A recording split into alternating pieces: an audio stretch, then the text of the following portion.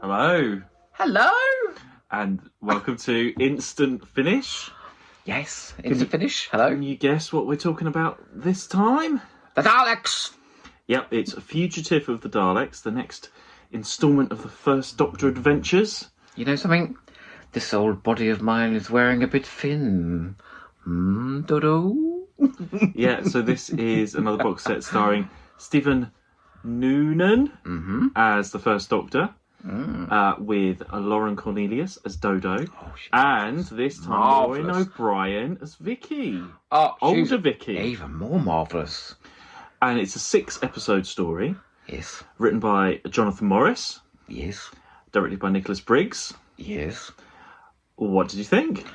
Oh, am I allowed to talk? So I've been told recently I interrupt you too much by people, so I've got to let you speak, which is why I was just saying, nodding my head and going, yes. Oh, well, it's absolutely marvellous. I think Big Finish are on a roll with these 6-parters at the moment, whether it's Tim Treloar or Stephen Noonan. There's something about these 6-parters, bringing in these great writers like Jonathan Morris and Tim Foley and people like that. More time for character, more time for plot, more time for detail, more time for jokes. I just thought this was wonderful. Because I'm always a little bit wary when it's like 6 parts. Well, last day was 6 parts. Well, 6 parts Daleks. You're like, okay, here we go. But what is brilliant about this is it captures the 60s feel, which Big Finish do very well. Yeah. But also doing something different with it as well, unexpectedly so. Can I give you my So it's a nice balance between a new, something new with the characters, but also very much that 60s feel, because this is basically the Chase 2. Well, it starts off as the Chase 2, and then somewhere in the middle it starts becoming the Space Museum 2, the 10th Planet 2, the Massacre 2. Like, it becomes this enormous celebration of the William Hartnell era. And it was quite surprising for a 6-part, because it moves quite slowly in a way a 60s story does. No, it moved like a Terry Nation. We were going to another location with every episode. But in that way, but not like some other Big Finish releases. It's definitely within that time. Yeah, and space for character. And we got up to like episode 4, and I'm like, okay, where is this actually going to go now? Yeah, what is happening? Not predict this. And I have to say, we're not going to do big spoilers, but I guessed the big spoiler about 5 minutes in straight away. That's clever, though. Like I said to you, didn't I? I was like, I bet it's this, and I bet it's this. That's deliberate, because there's 2 other twists that come later, and I think you're supposed to be distracted with that twist, so you're not looking at the others. I ain't spoiling those 2, but at the end of episode 5 was fucking glorious. But from that first 5 minutes to the end of episode 4, I felt like we knew exactly where this was going and what was happening. We had all of that time, because I thought, guessing the twist. I thought, okay, what I've guessed is going to be the end of episode 1, and it wasn't. I think it was near sort of episode 3. Yeah. So we've got all these episodes, and I'm thinking, oh, come on, just catch up with us, But it did actually work quite well. 4 as well. Yeah. So I can't believe it. Normally, he's the slowest person listening to these. He's getting all the twists straight away. Still like a 60s story, because in 60s Doctor Who, you usually see it coming before the characters do anyway. So it does fit in. Don't you tell me you guessed the end of part 5. No, I didn't. And please, there's no way you guessed the end of 6. So it's lots of references to a lot of First Doctor stories. It was so well done. Really well done. Like lovingly done. Yeah. It's the galaxy quest of Doctor Who, William Hartnell era. I was thinking, that sort of fine line between taking the piss and I just adore this era. Because I was going to say, this isn't really like fan wank type of references. No, I was like... You need to know the line readings. You need to know the lines. It's not... Well, it's not fan wank. It's sort of like a little bit of pre-cum in terms of... But then right at the end of episode 6, it's a full load. Who are you? What have you become? It's a full load at the end of episode 6, so it is a bit of fan wank. Pre-cum? In terms of the... I think he means pre-continuity, people. Pre-cum. But then it goes right for it at the end. So... it goes full on. You know that orgasm in Scary Movie where the girl's stuck to the ceiling with all the cum? It's like that by the end. But right at the end of episode 6. Oh, that was audacious. What a fuck it. You got some nerve, Jonathan Morris. I loved you. I was laughing my head off. But so if you like The Chase, and if you watch that for fun, and you can watch that over and over again, you will love this. I feel like I can listen to this again and again. Can I complete you? Like I watch The Chase again and again. If you love the William Hartnell era of Doctor Who, you should get a load from this. But also as well, a wad. I do want to say, there's loads of people I want to compliment here. Stephen Noonan, who has absolutely perfected his own version of the First Doctor now. It's not distracting anymore. We thought at the beginning he was trying to do an impression of Hartnell, and it's what Maureen O'Brien says in the behind the scenes feature. He's got the rhythm of Hartnell now, and he's doing his own thing within it. So I can see Hartnell. It doesn't take me out of it at all. I can see Hartnell. Yeah, I can as well.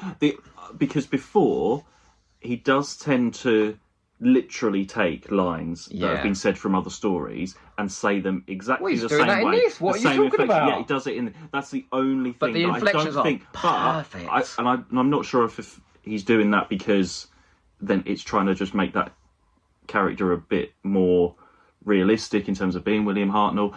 It doesn't need it though, because every time he says a line in exactly the same inflection, because we know all those lines so well, that's what takes me out of it. But not this though. But in terms of acting and doing all the new stuff, I think you should just go for just his own version and not imitate those same lines. Don't put those lines in because it takes you out of it more. Yeah, but why are you saying that in this where he's done really well? Why are you criticising him in this? But I'm saying when that's he's the done only well? thing. There's only those minor things, and it's less and less in. But it wasn't in this one. There was a few.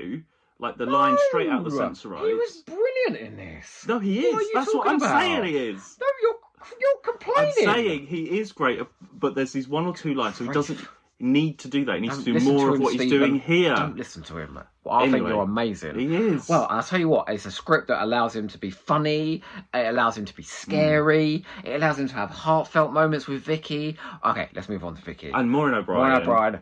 You are the new goddess of Big Finish. There at all. Absolutely and perfect. it's really touching scenes at the end as well. They get a chance to catch up. As a character tale for Vicky, on top of all the fun things she gets to do, as a character tale picking up after the Myth Makers and a reunion with the First Doctor is everything you could possibly want from that. I love her interaction with Dodo. She's older Vicky and younger Dodo. Lauren Cornelius is having the best time, isn't That she? was my real favourite bit. What was the bit that made you laugh?